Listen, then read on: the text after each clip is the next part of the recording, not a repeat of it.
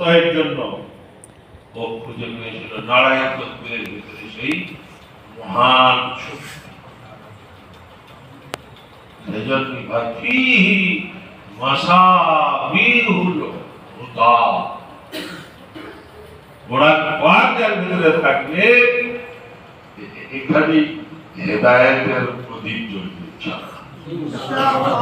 সেই প্রদীপ জ্বালানোর কাজ আমরা ওয়ামানারিল হিকমা,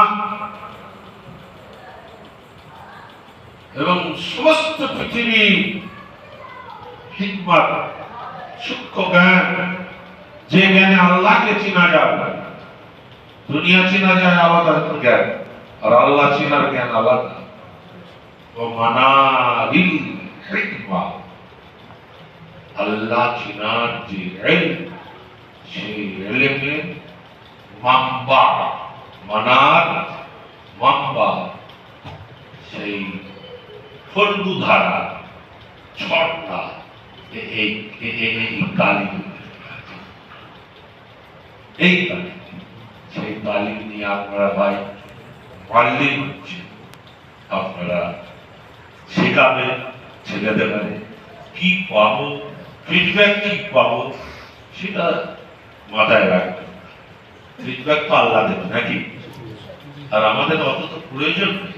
খাওয়ার, বিল্ডিং, বালাখানা, 50 তলা সে অ্যাপার্টমেন্ট, বিরাট বিরাট কিছু, অত তো দরকার নেই। বাচ্চাদের জরুরত ইজ্জতের রুটি, এটাই বলে তো আলহামদুলিল্লাহ নাকি বলুন। আমাকে যেন কাউরের কাছে আল্লাহ বেইজ্জতি করে হাত কাঁপাতে, তার থেকে কিছু ভালো জিনিস আর আছে? আর অত ডেকে দিয়ে কত হিসেব করারই বা দরকার কি আছে? আর অত মানে রোজ ব্যাংকের দরবারে গিয়ে হাজির হওয়ারই বা কি দরকার আছে? অত দরকার বাচ্চাদের জরুরত আল্লাহ তাআলা আপনাদের সব দিতে। শেষ মেশ আপনাদের বলি যে হযরত কুতুবুল আখতার হযরত শেখ জাকারিয়া রাহমাতুল্লাহ আলাইহি, উনি হয়তো ওনার কোনো মুলফুজাতের ভিতরে আমি দেখেছিলাম, লিখেছেন দুনিয়ায় যারা কোরআন ধরে নেবে, যারা কোরআনটাকে ধরে নেবে,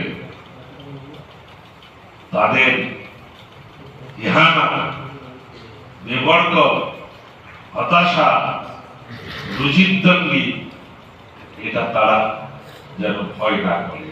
কোরআন ধরলে আল্লাহ কোরআনের ইজ্জতে আপনার ইজ্জত পায়।